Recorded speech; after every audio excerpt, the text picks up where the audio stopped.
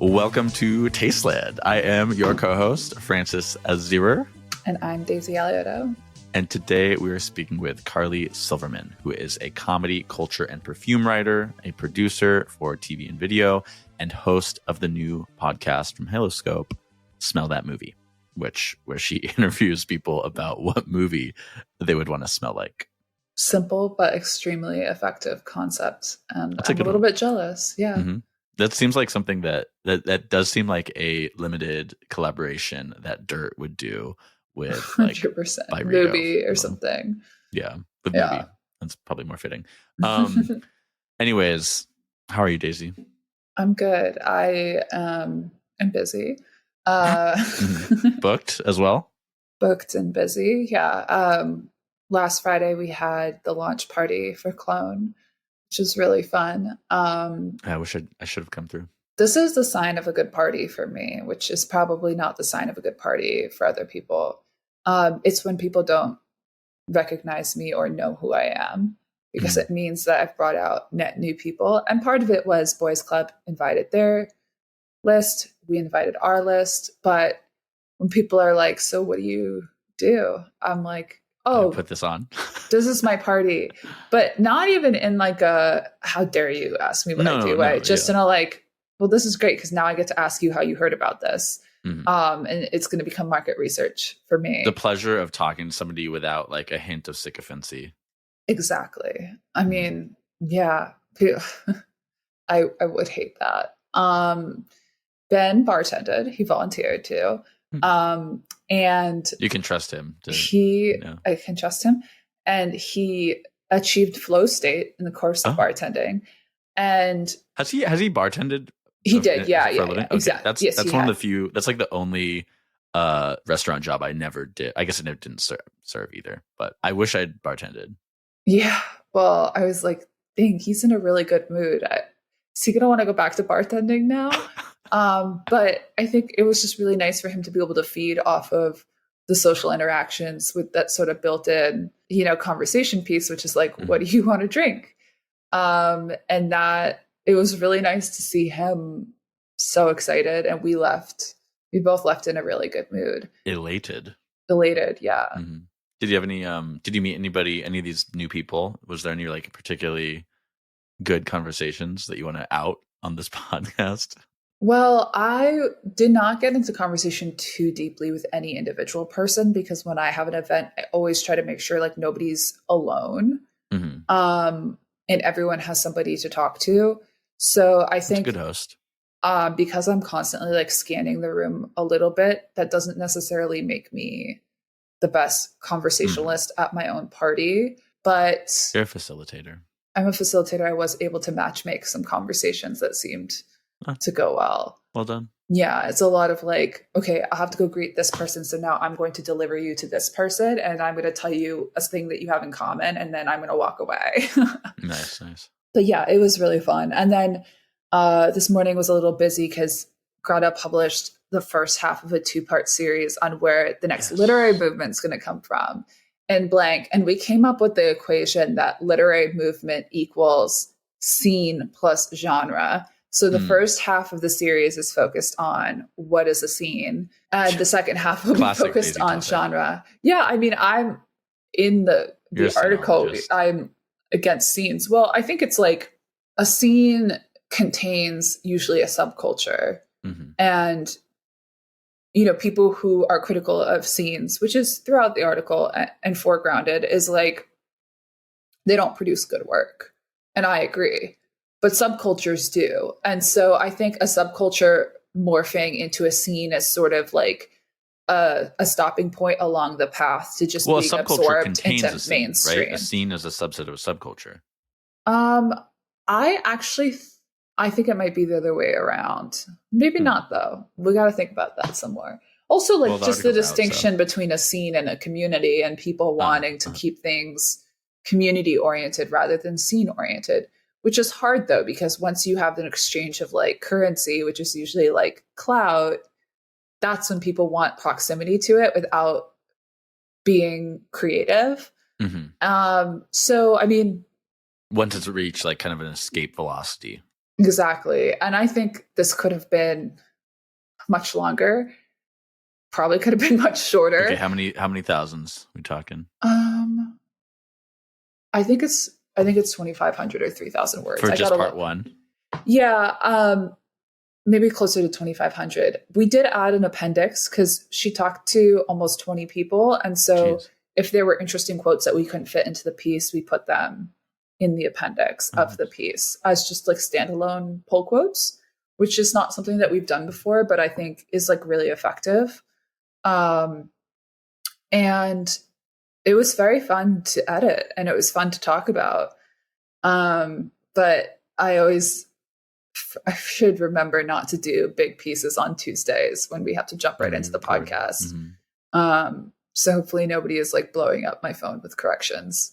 I'm excited to read it. It literally went out like half an hour before we jumped on here. So I just opened it. Let's see. What am I saying? Book reviews are cruel. Period. That's just a poll quote I'm taking. It can be. We don't want imitations of innocence. I'm going to stop, but I am excited to read this. Oh, this reminds me. I'm just still scrolling through the Lux/Dirt essay competition. How's that going? Oh, there's still like a month left. Really well, because the Economic Hardship Reporting Project contacted us and said that they want to support it.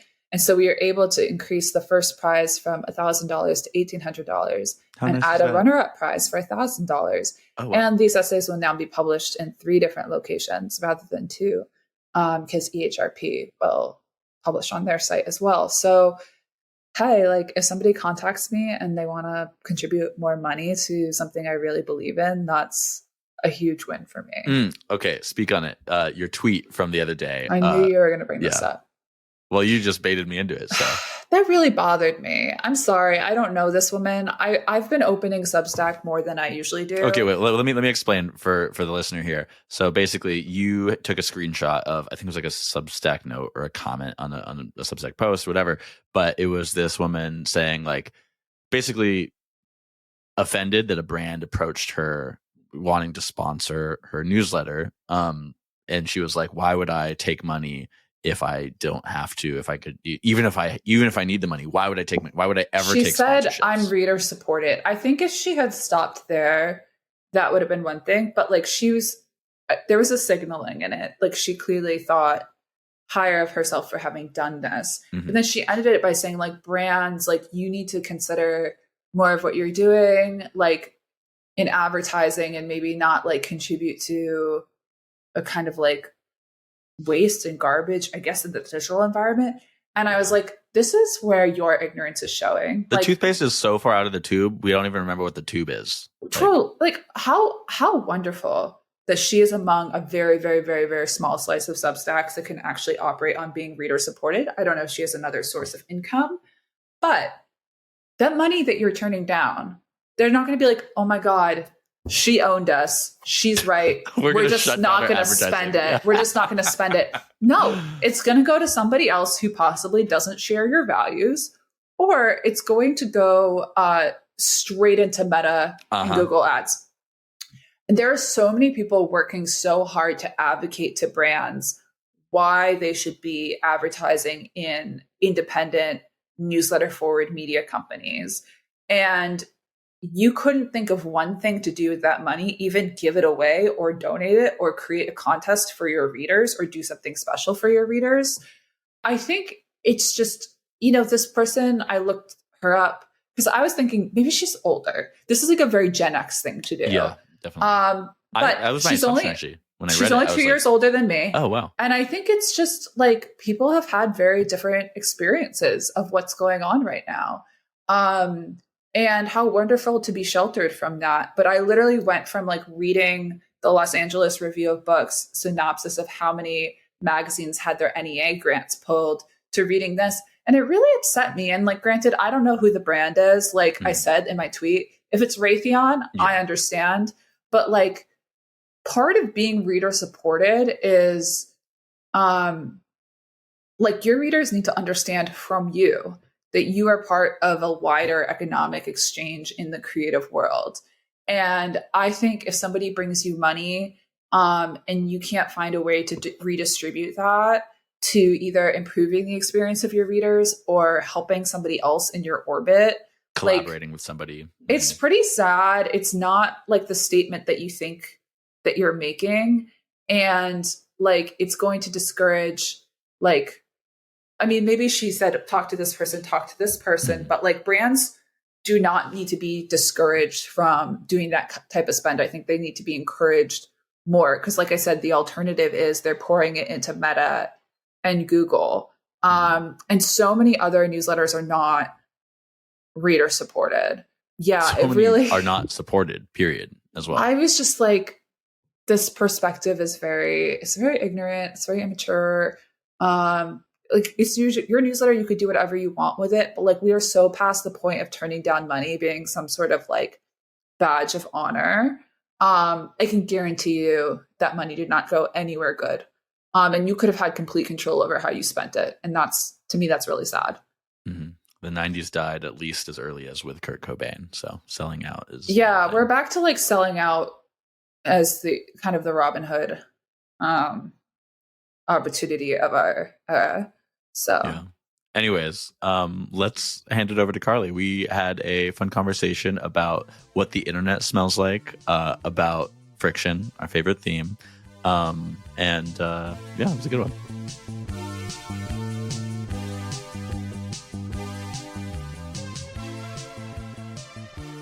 I scoured the internet as I do when preparing for these podcasts. You're the most prolific. I don't, for the record. No, Daisy always makes sure to distance herself from my sleuthing efforts. But you're a really, really prolific letterboxd user. Personally, I'm a letterboxd user, but I very rarely put in a review. Even a few words. You always put in at least a couple sentences. I admire that. I would say it's your most prolific social media. But the reason I'm getting into this is 2 years ago, you made a letterbox list of movies people would want to smell like, which is the concept of Smell That Movie, your new podcast. So tell me how this letterbox list became a podcast 2 years later. So a lot of this started during the quarantine. I was on a bunch of group chats with my friends, and it was like our way to just like be still in touch with each other without seeing each other, because, not to brag, we were all very good at quarantining and like really wanted to play it safe. As we mentioned earlier, I am in New York, and it was a scary time to be here the whole time.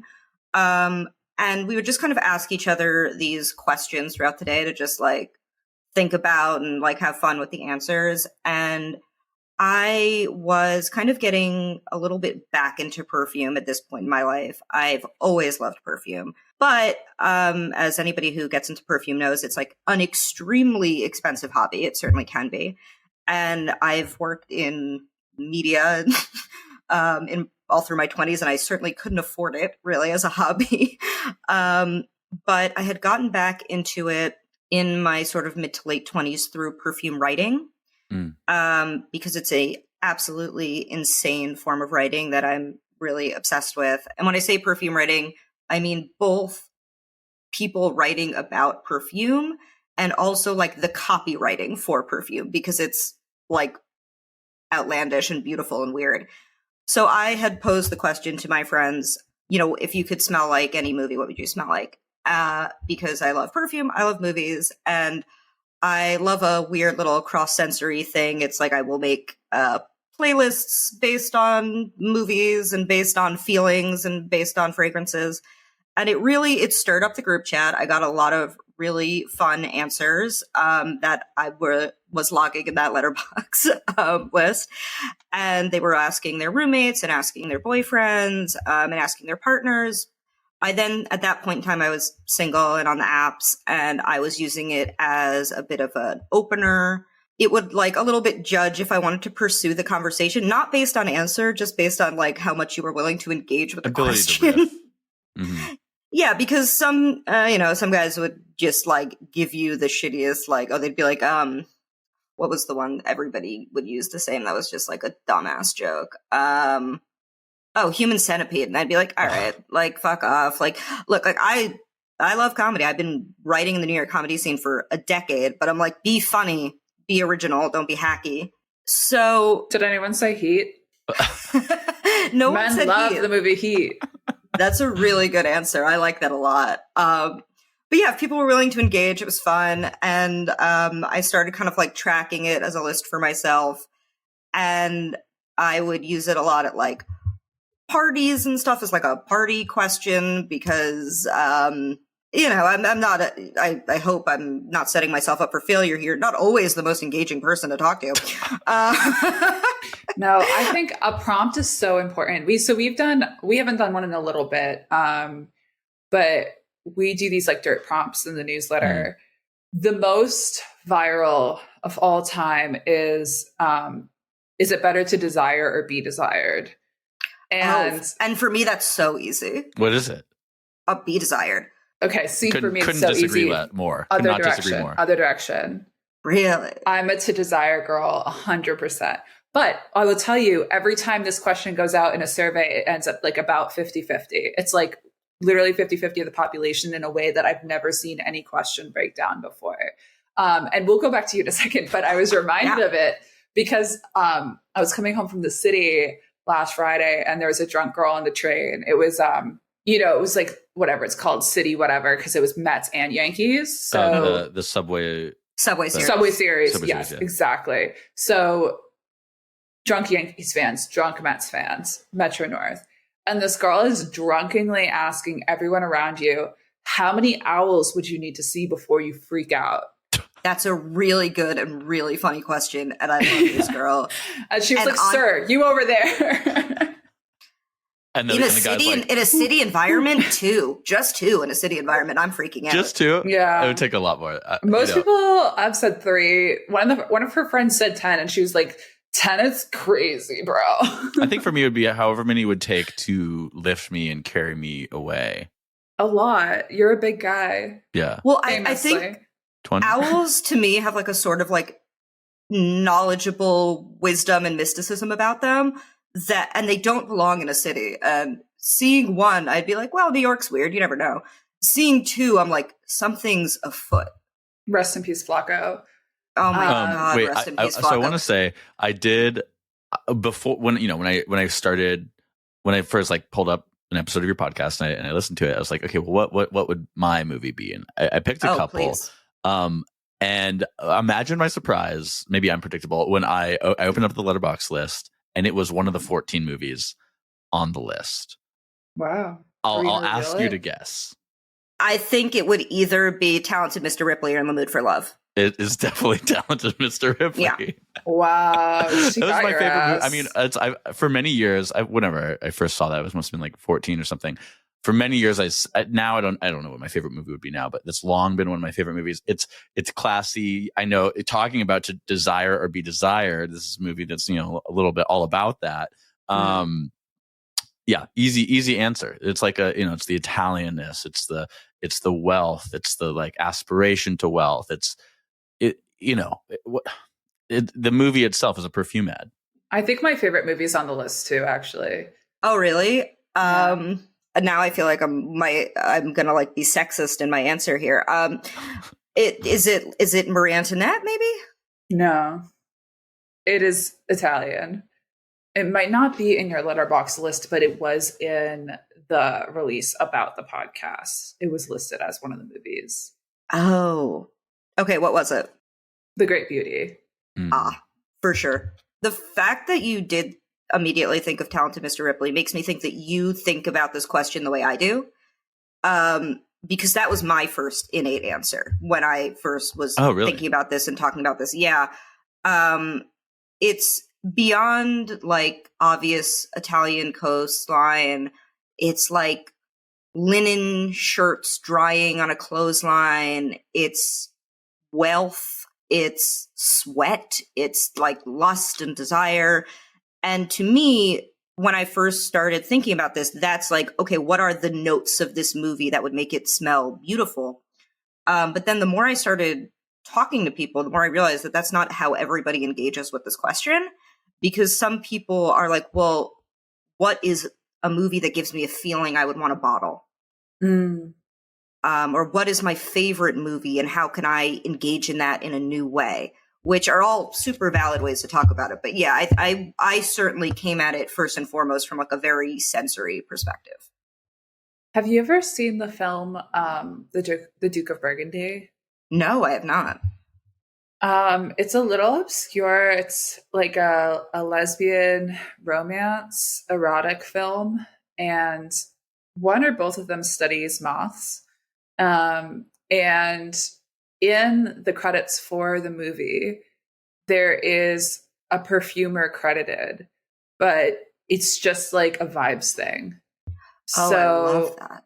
I thought that was so cool when I found that out. I was like, more films should do that, and they should actually have a perfumer. They shouldn't just credit them as if there was an on-set perfumer. But yeah, Marie Antoinette also very fragrant. Is that can we say that? Yeah, the funniest thing I think about when I added Marie Antoinette to that list was because it was one of my friend's answers, and she loves that movie. It's one of her favorite movies of all time. I mean, and it is so sensory from every perspective, but it was a few years ago. And since then, she's just been like dealing with a lot of different like health and sensory things, and she cannot deal with artificial scent at all now. And she's like, yeah, I have to change my answer. That would overwhelm me and give me a headache. I think that's valid. Well, you know, I don't know if you talked about how like Marie Antoinette used to perfume her sheep. Her sheep? Mm-hmm. Yeah, but the smell of like perfumed sheep's wool, I mean, that would be overwhelming for me, but I would still like to smell it once in my life. Yeah, and I mean, the unbelievably fragrant like flower fields that are on Versailles, and then she's just like eating like macarons and cake and everything, and like she's just like soaping up, and like there's so much smell in that movie. Let them wear cake. Yeah. Exactly. Sorry, that's terrible. Okay, wait. Something I wanted to talk about. You wrote this piece for Cosmo back in 2023, railing against the idea of buying a perfume because it fits a prescribed aesthetic. Because it's like, you know, you're talking about like TikTokers being like, if you want the clean girl aesthetic, you should buy this perfume. So this seems to be a bit of a soapbox for you. So stand on it. Yeah, I am against it. I think I'm going to say an incredibly big, ridiculous statement. I think it like goes against the idea of like humanity. And what I mean by that is that like you cannot decide for yourself what you think smells good. You cannot say like, because I dress in black, I should have XYZ perfume. Because I'm like coquettish, I should like these perfumes that smells like candied violets. What goes into what you like to smell is like everything that has led you to this point in your life. It's like all of your scent memory, and it's like you can't just make that decision for yourself. And I think it's denying us so much nuance to say that we can. It flattens the essence of who you are, and obviously it's like a bigger conversation about like prescribed aesthetics and the internet and in general. It's like, it's similar to music. It's like, yes, obviously we have taste. Obviously we can choose to be interested or go down certain rabbit holes. But at the end of the day, like, what did your parents put on the car? Like, what like came to you at the exact right moment in your life? And I think to try and always assemble a collage of what we think is the coolest version of things is to like deny yourself your own history and your own experiences, basically.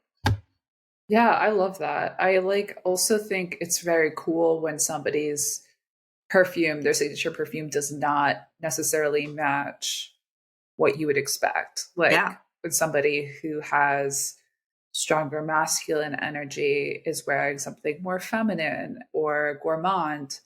I think there's something really exciting about that. I do too. And I think that, like, I think there's something that can be really, I don't know, like introspective to start thinking about like, okay, well, what are the smells you actually love and why? Like, where I grew up, we had a little like rosemary bush next to our house that my mom grew. And a lot of people I think when they smell rosemary, they kind of associate it with like Thanksgiving and turkey. It's a very like autumnal cooking scent, but I think of summer because of when this plant would bloom and like being near my house. And I think there's like such a beauty in individual experience that gets decimated when we decide to overly curate aspects of our life. Yeah. So and that what are is you my wearing soapbox today? I love the soapbox. Something. Yeah. I do. I'm wearing Debaser by DS and Durga. And I have talked about this on the podcast. I don't remember if it's one of the ones that's been published yet or not, but I love them because they will like always put like a playlist with their perfumes that the perfumer kind of organizes and puts together, which I love cross-sensory. I think that's really fun. But I like this because I like the smell of figs. And I think they do a really good fig. Yeah, I like that too. Debaser's really nice. My everyday perfume, which I'm not wearing today, is also DS and Durga, and it's Bowmakers. And so Bowmakers is cool. Yeah, it's really nice, but it's, to go back to the sort of like juxtaposition, like if I go out to an event and I'm wearing like a little black dress and I smell like wood and tar, I think that's very interesting. It is. It's super cool. But today I'm wearing She Was an Anomaly by État Libre d'Orange. I'm a fan of that one. I really like of theirs Exit the King, which in terms of expectation of what you think something should smell like versus what it does, all the copy around like Exit the King is about like revolution and stuff, and then it smells like soap. Yeah. It's a little spicy too, right? I think I have a sample somewhere. Yeah. It has that little, I think there's something a little peppery in it, maybe. I'm not wearing a perfume today myself. Okay. Though I do, the one I've been wearing most often recently is also a fig scent, which is Ladre de Fici, I think, by Inverso Profumi. Ooh, I have not smelled that one, but if it's fig, I'll probably like it. It's figgy. It's very good. Something we were talking about a second ago, was making me think is it's probably either scent or touch is like the most marginalized sense in the internet age, in that it's all like kind of visually and auditorially experienced. People sitting, walking around in your phone or sitting in your house on your computer, as we all are now. Do you think it's scent or touch is a more marginalized sense? I know where you're going with this, and it's a trick question, Carly. I'm not even sure. He's going to start talking about friction. Well, no, I think it's. Why does it have to be either or? Why can't it just be the quality of friction and the way that interacts with our senses? Wait, I want to hear more about this friction.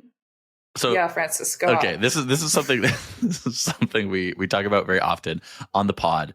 But the idea that digital software, sports gambling, it's all about removing friction, right? And friction is literally life. A totally frictionless experience is death, etc.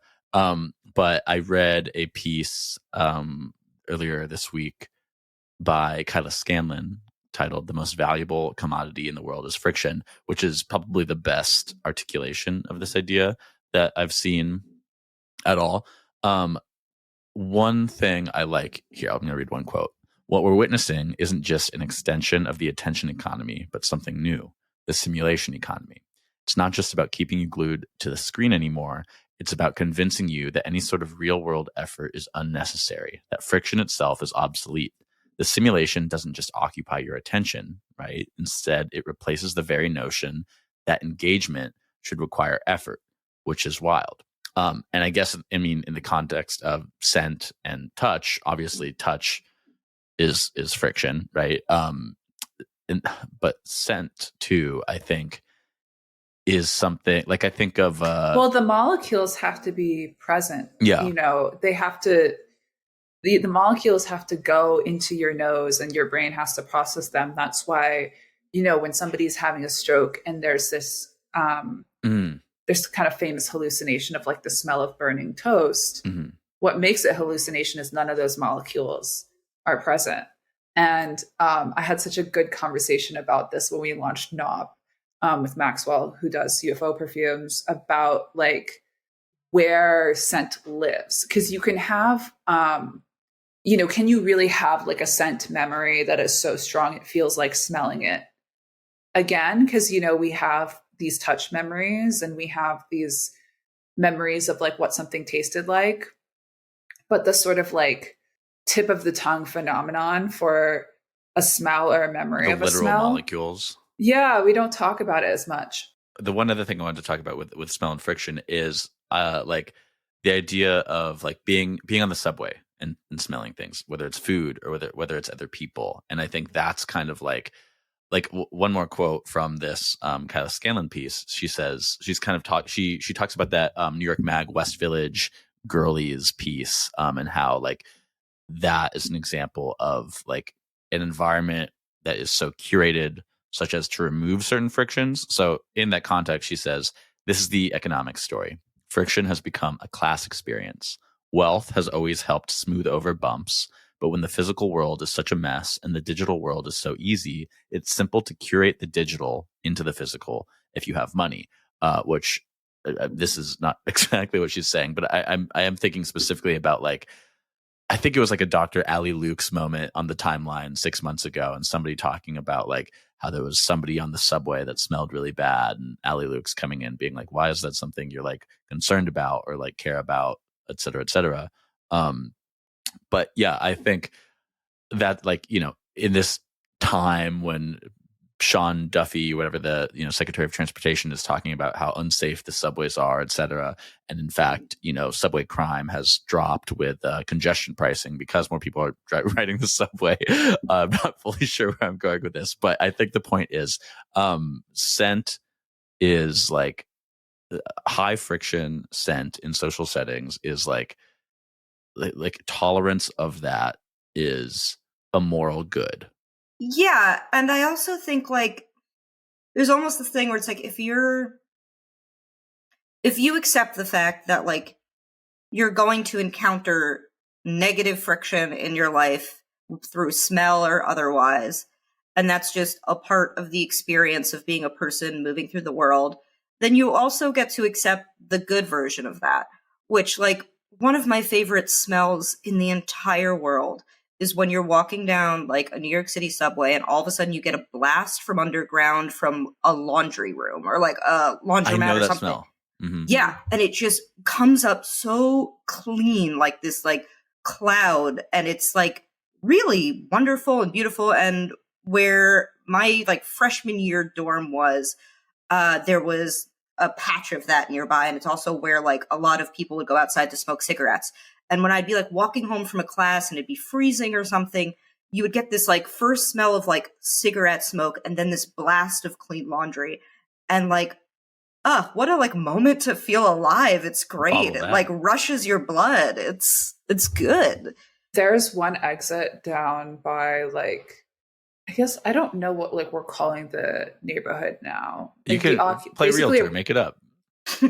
Well, around the Oculus, like Brookfield Place, but there's not Ground Zero, and it's not like if you don't exit the subway through the Oculus. I think it's like the one. Isn't that just Tribeca? I guess it's I guess it's Tribeca. Anyway. There's one exit of the one that just up to the street, not through the Oculus, not through any of these new buildings, and it's next to a bodega deli, and it smells like bacon because the bacon smell from the cook in the back of the deli making people spike egg and cheeses gets pumped into the subway stairway. And I would always come up and be like, this is working so well on me because now I'm hungry. But I'm curious, Carly, like, who are your favorite writers, commenters on perfume? You mentioned Rachel Syme before. Where are you kind of like getting your inspiration, or do you get the best inspiration about perfume elsewhere? It is, I will always first and foremost say Rachel Syme. I think she is one of the great writers about fragrance that we have. And I think what's really great about her writing about fragrance is she's also a culture writer. So kind of everything is funneled through it. And she probably was the most transformative for me in the way I started thinking about fragrance. But also Sable Young is incredible, who was the first episode of my podcast. I also love, shout out to Halo Scope, Audrey Rabinowitz, does a really, really incredible job writing about fragrance. It's funny because I guess of the surge of the past few years, there's been now such a bigger want for fragrance writing. So there's a lot of people doing great stuff, but I would say, yeah, those three I think are really fantastic. Yeah, I'm a fan as well. Well, should we do some like rapid fire questions? Yes. Wait. Okay. I'm going to start it. Okay. We'll take turns. What does the internet smell like? Oh, wow. I would say the internet smells like almost nothing. But it's a very like, there are these certain fragrances that are designed to almost give like a niceness, like just sterile but nice. I think of like Myth by Ellis Brooklyn, which like people online say that like it's like the go-to fragrance for like dental hygienists because they're so close to other people, they don't want anything offensive. That or like the fragrance enhancer Diaz and Durga does. I don't know what I think it's called. Mm-hmm. These things that are almost nothing but a little pleasant, or even designed to bring out the smell of something else, is what I would say for the internet. Mm. I don't know what it does smell like something to me. I don't know. I really like it. It smells like, I believe it smells like ISOE Super is the main, I think, component. Sorry, printer paper is a good answer. So printer paper, cotton candy, and a burnt circuit. I think also, though, like saying cotton candy, I get where you're coming from, but if anything, I think it would be like a candy that's supposed to taste like cotton candy. Oh, wait, okay. How about this? Bubble gum that has already been chewed. Yeah, it's if you're going to go in that sort of like sweetness direction, it's that really like artificial sweetness that's like too much. I would say though, my earlier, like I was trying to think like if this has changed as the internet has changed, my perception of the internet has changed. This one's I guess a bit cheating. Like one of those people who misunderstands your question about what movies smell like, but I would say it smells like a wooden desk from back when the internet was like, the home computer. Yeah. I mean, in that way, I'm like, oh, the internet like smells like the computer room in like the house I grew up in. Exactly. Yeah. And computers do have a smell, or like they used to, like desktop computers. They did, like the heat, the coming hard off drive, of them. the heat. Yeah. That is like, I think what you were talking about with circuit smell. Mm. Like I was going to say old iPhone or broken iPhone, like the old iPhone that you don't use anymore, but you feel like weird throwing it out. So it's in like your nightstand drawer with like crumbs and all this other stuff. Inside of my nightstand drawer, it does have a smell. Mm. Mine smells like a kind of rank perfume bottle I actually used to keep in there. Okay. Well, it all comes full circle. Mm. Yeah. What does LinkedIn smell like?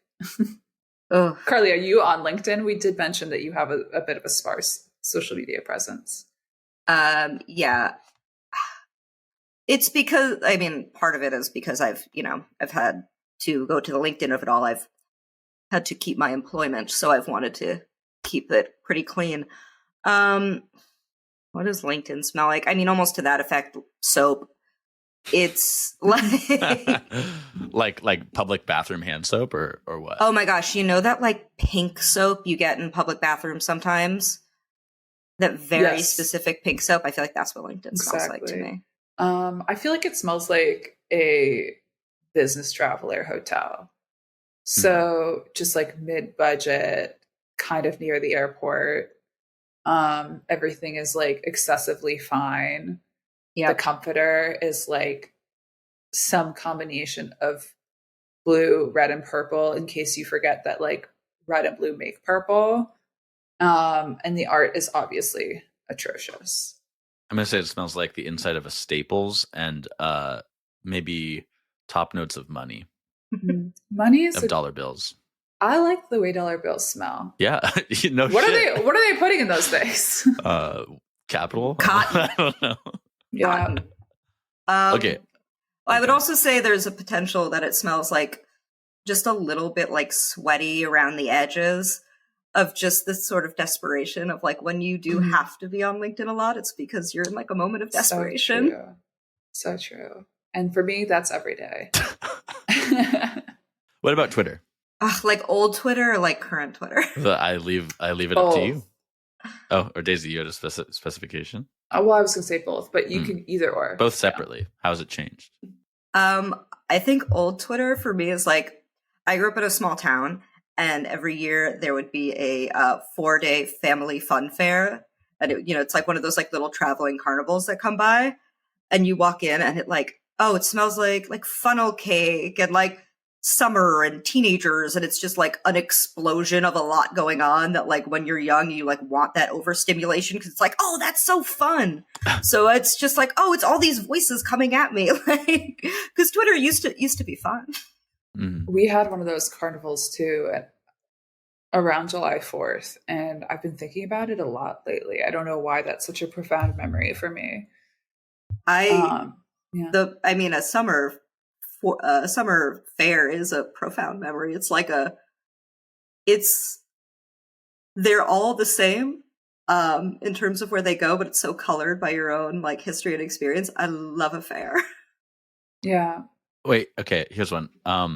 What book do you want to smell like? My bookshelf is right over here. That's what I'm looking. This one's much harder than movie, I think. I mean, I feel like the easy answer I could give would be like, because I just mentioned that, talented Mr. Ripley was very core, would be like the Neapolitan Quartet by Elena Ferrante, because it's kind of along the same lines of Italian, but certainly less wealthy. This podcast brought to you by the Italian Tourism Board. Truly. They should sponsor us. That'd be great. We should. Oh, you know what? Maybe Marilyn Robinson's Housekeeping. Ooh. It is such like a sensory. Carly, that's a very classy answer. Thank you. There's so much like rain and like descriptions of like wet soil, and like going out onto lakes and like the dampness in a home and like kitchens. It feels very like it's like wet and earthy and domestic in a really lovely way. I think that's my answer. Daisy, do you have one? Oh, I sure do. And my answer is Prep by Curtis Seidenfeld. I don't know a single thing about it. I actually think you would find it very interesting. I, for a long time, would read it once a year. My father-in-law, who was the dean of a boarding school similar to the one in the book, or was a dean, was like, this is the worst book ever written. I mean, it was fascinating to me because that was not my world.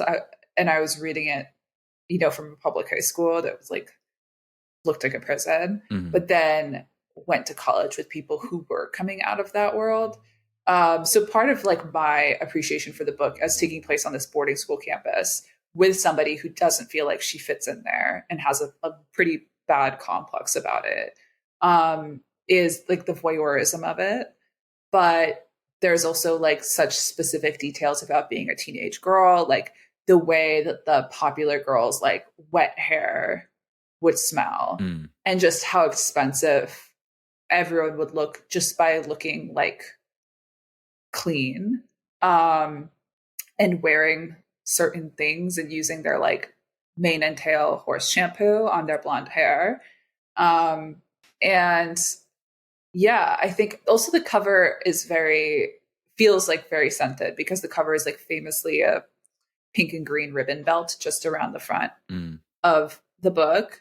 And yeah, it's just like, it really captures like how formative your first experience of like desperately wanting something or someone is to the formation of desire. Your character. Desire. Oh, it's all about to desire and the things that the narrator desires. And anyway, I still think it's a fantastic book, and I think it's very rooted in the author's personal experience, although of course we separate the art from the artist. And Big Woody Allen fan, you. No, not Woody Allen. I have other artists that I separate from their art, like such as Kanye West. I think new Twitter smells like Kanye West, maybe. It is what you were talking about too. With it made me think of one of the people I interviewed for the podcast that hasn't come out yet. She was talking a bit about like the smell of like having roommates, like when you're like in your like late teens, early 20s, mid 20s, and like it sounds like that would be like a negative connotation, but what she was talking about was like that smell when someone you like live with opens the bathroom door after a shower and you get that blast of like someone else's products. Okay, I have a similar memory to that, Carly. Did you go to summer camp? I did go to summer camp. Okay, so our showers were all in like a separate building. It's just like stalls of like the shower hall. And you didn't want to like, everyone only had like a certain amount of time to shower in the free period. So you weren't supposed to shave in there because then you would like take up too much time. Yeah. So you had to sit. I'm bringing it back for you, right? So you sit on the wooden platform outside. There was a hose, would never be hot enough. And you would shave your legs in the hose while other girls were showering. But every time the door opened, it would just be like a blast of like Garnier Fructis and Pantene and that little like baby shampoo that's shaped like a fish. And that smell, very profound. Similarly, like when I was at summer camp, again, you never had time to shave when you were in the shower. And if you were at an age where you were a camper at summer camp, but old enough that you were shaving your legs, you're in this like very, I think especially for girls, very like profound moment in your life between like girlhood and like adulthood and like maybe just on like the cusp of being a real teenager. And we would like, when you had like a free period that wasn't an activities based thing, like that you could just kind of do whatever you wanted. A lot of the girls would use that to like sit out on our cabin porch with like a bucket of like soapy water and just like shave on the porch. Mm-hmm. And it's this like sort of collision of this like a little bit of like sadness of like growing up as a woman where like you have a free period to do anything and you're using it on body maintenance, which will like color the rest of your adult life as a woman. But also this like joyous thing of like sitting outside with like other girls and like talking and bonding, and it all like smells like shaving cream. So yes, that did bring back quite a sense memory for me. Yeah, I mean, we were at a girls' camp next to the boys' camp.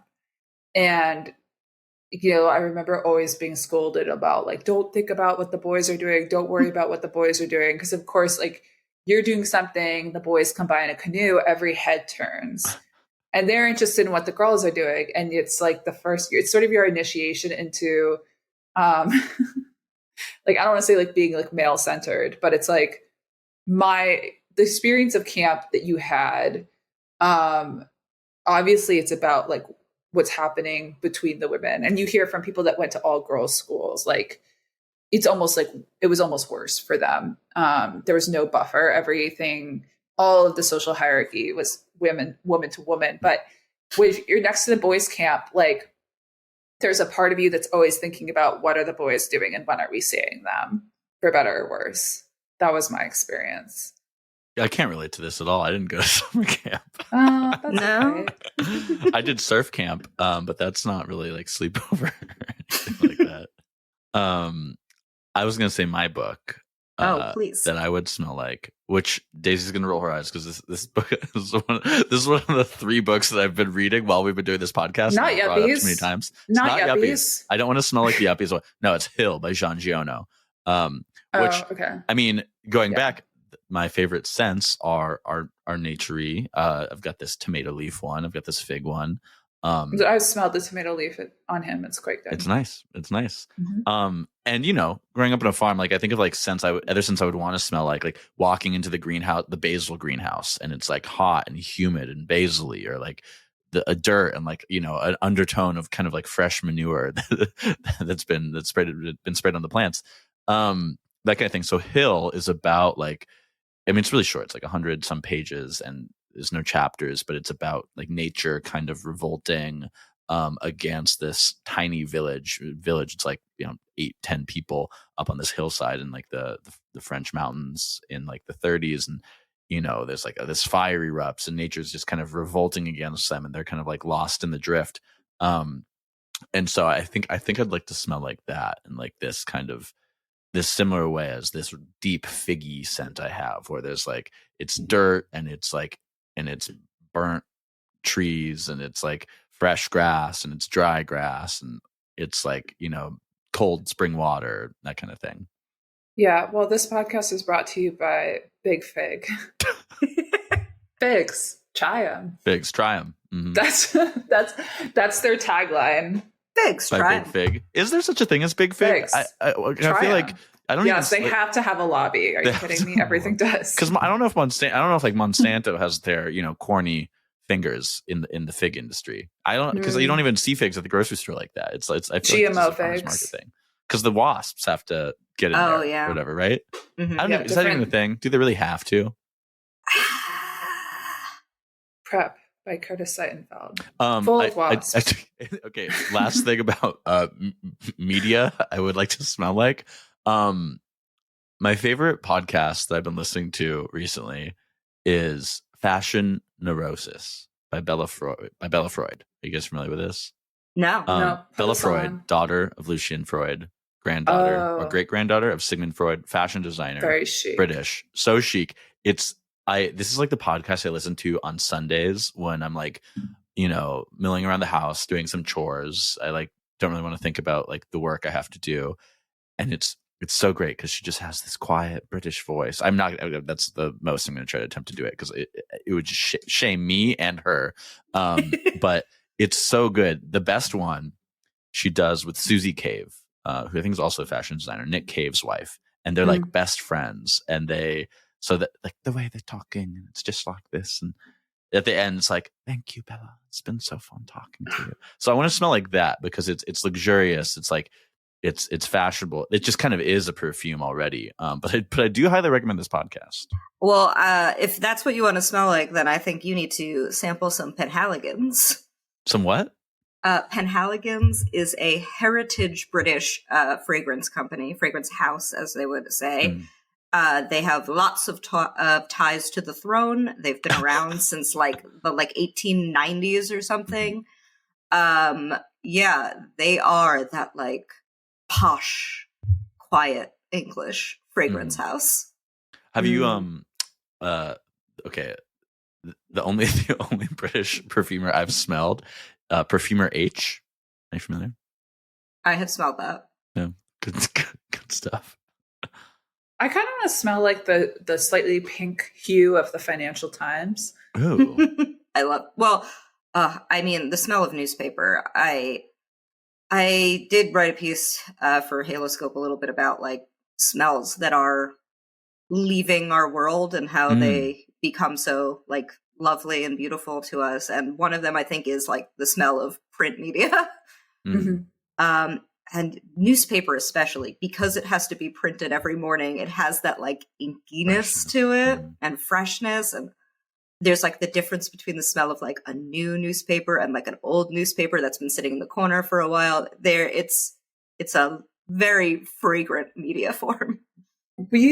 So one thing we like to get into a little bit is how the sausage gets made. And so we talked about the inspiration for the podcast, but we didn't talk about like, how did it happen? Like, did you bring this idea to the magazine? What have you agreed? Okay, we're going to do one season and then see how we feel about it. I will start by saying I am a frequent and big proponent of the use of the cold email. So I'll start from there. But one thing that I feel like I have been missing or so lately is like real websites with like articles and features and things, and especially like real writing for websites that isn't like e-commerce based or listicles. And a little while ago, maybe like a year and a half ago, I saw an article come across my timeline on Twitter from the very, very brand new Haloscope that was written by Savannah Eden Bradley, and she's also the creator and the editor-in-chief of Haloscope. And it was a piece she had written about, it was about like underwear, I believe. It was about like the underwear from, oh my God, the Tom Cruise movie with Nicole Kidman. Eyes Wide Shut. Eyes Wide Shut. No. It's like the negligee, the underwear, the very simple like little camisole that Nicole Kidman wears in Eyes Wide Shut. And how there's like a kind of a lack of sensuality in like what's in like underwear right now, underwear and bras. And I read the piece and I thought it was really fantastically written and thoughtful and great. And I wanted to like be involved in some way with Haloscope. I like went and I like kind of scoured their website. I was like, this is full of really like thoughtful, intelligent writing about fashion and beauty, which, if you look at a lot of kind of the old media magazines that used to be the places for thoughtful writing about fashion and beauty, it's mostly e-commerce now. Not entirely, but mostly. And I just thought they were doing something great. And I had this pitch rolling around that I had sent out a couple places that nobody had ever gotten back to me about, which ended up being this kind of pitch about the disappearance of certain smells from the world. It was really about like the rise of the smell of the cannabis note in perfume, and how that my theorizing that it was because the actual smell of cannabis was kind of disappearing from the world, so it was becoming romantic. I pitched it to them, they took it, and I had like a really great correspondence with Savannah while I was writing it. And I had this idea for this podcast kind of knocking around, but also like I just kind of wanted to work with them. I thought they were cool. And I've spent, the last decade of my career as a video producer, mostly as like my 9 to 5. And I sent them an email being like, hey, if you're ever looking to get involved in video or in audio or like anything in that, I'd love to be involved with you guys. I'd love to help out. And Savannah was like, yeah, what are you thinking? And I pitched her a whole bunch of ideas that mostly had nothing to do with me at the center of it. It was just I could develop it, I could produce it for them. And I threw on Smell That Movie at the end, which has been like a sort of like thing I've thought about for a while. And I just included the sentence like, this is the only idea on here that like I am attached to. Like if you take this idea, you take me to doing it. And that's the one she liked. So that's kind of how that got made. The power of the cold email. It's a beautiful thing. You recorded 10 episodes for a first season, right? There's 3 Yes. out. Are there what's like a favorite moment, either from one of the ones that's not out or is out, like I don't know, some movie that you thought was like impeccably argued or something like that? I mean, one of the ones that's out is the Pride and Prejudice episode with Kate Lindsay, who does the In Case You Missed It podcast for Slate. I've interviewed her on another podcast. Yeah. She's fantastic. I loved talking with her. I loved that conversation. And I love talking to people that are passionate. She's so passionate about Pride and Prejudice. And oh my gosh. There were certain ones that like made me have to watch a movie I had like never intended to watch in my life. Human Centipede. Oh my God. I would never watch that. I would never watch it. I did watch that at one point in my life, but that's just because I have an older brother. But I had Dylan Adler on, who is a comedian, a fantastic comedian who I know from sketch. He's great. And he picked Moana, which is a movie I never watched on my own. And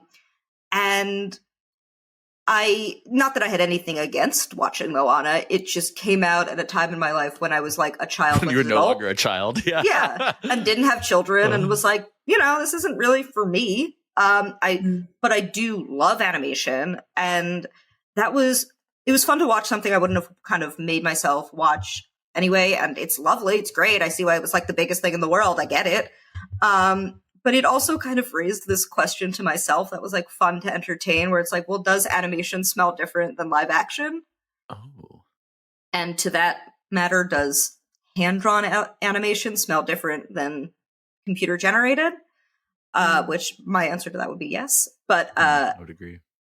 And then also, I had Millie Tamarez on, who does Go Touch Grass, who's a great New York comedian. And we talked about Eternal Sunshine.